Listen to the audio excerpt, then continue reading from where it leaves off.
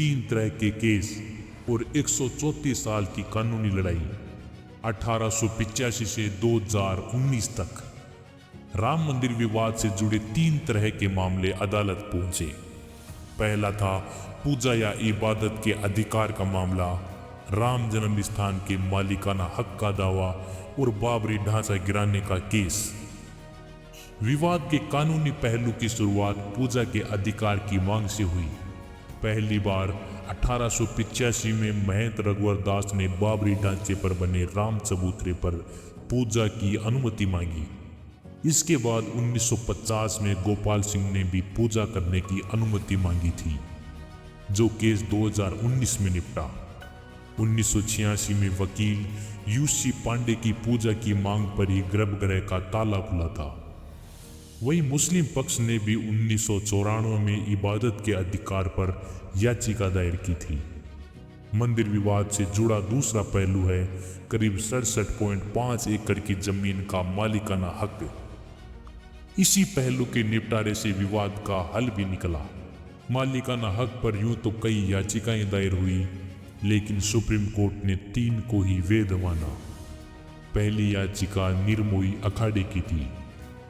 1959 में इस याचिका में पहली बार राम जन्म स्थान पर मालिकाना हक जताया गया।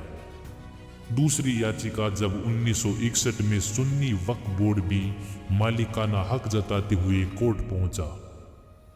इनके अलावा सबसे महत्वपूर्ण थी 1989 में दायर हुई याचिका, जिसमें रामलला विराजमान को जमीन का मालिक बताया गया। हाई कोर्ट के पूर्व जज देवकी नंदन अग्रवाल ने इसी याचिका में रामलला को न्यायिक व्यक्ति बताते हुए कहा, रामलला नाबालिग है, इसलिए उनकी तरफ से मैं बतौर राम मित्र याचिका दायर कर रहा हूं। इसी आधार पर 2019 में अदालत में रामलला को ही जमीन का असली मालिक माना। मगर सुप्रीम कोर्ट के फैसले तक पहुंचने की राह आसान नहीं थी।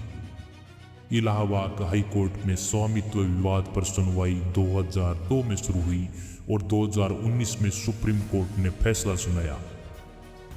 इन 17 साल में एक बार इलाहाबाद हाई कोर्ट का फैसला पलटा गया तो एक बार सीजीआई ने सुप्रीम कोर्ट की ही बेंच का फैसला पलट दिया। दरअसल 2010 में इलाहाबाद हाई कोर्ट ने विवादित जमीन को 3 हिस्सों में बांटने का फैसला सुनाया। निर्मोही अखाड़ा, सुन्नी वक्फ बोर्ड और रामलला विराजमान को एक हिस्सा दिया गया। फैसले से असहमत सभी पक्ष सुप्रीम कोर्ट पहुंचे। सुप्रीम कोर्ट में भी सुनवाई खासी रोचक रही। पहले मामला 3 जजों की बेंच के पास गया। सुनवाई में देरी के चलते हिंदू पक्ष ने बड़ी बेंच की मांग की, लेकिन ये मांग 2018 में खारिज हो गई। लेकिन 2019 में तत्कालीन सीजीआई रंजन गोगोई ने सुप्रीम कोर्ट की ही बेंच का फैसला पलटते हुए 5 जजों की बेंच बना दी। जस्टिस ललित के बेंच से अलग होने के बाद 5 जजों की नई बेंच बनाई गई। इस बेंच ने मामला निपटाने के लिए मध्यस्थ कमेटी भी बनाई गई, लेकिन ये फेल हो गई। आखिरकार सुप्रीम कोर्ट ने रोजाना सुनवाई शुरू हुई और 40 दिन में ही केस निपट गया। 9 नवंबर 2019 को सुप्रीम कोर्ट ने ऐतिहासिक फैसला सुनाया।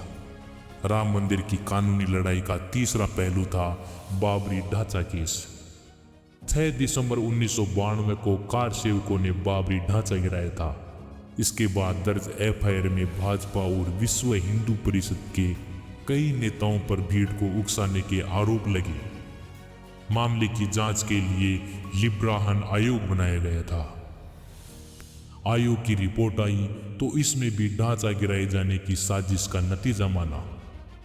जांच में सीबीआई को सौंपी गई तो कई साल इसी बहस में बीत गए कि मामले के आरोपियों पर साजिश की धारा लग सकती है या नहीं।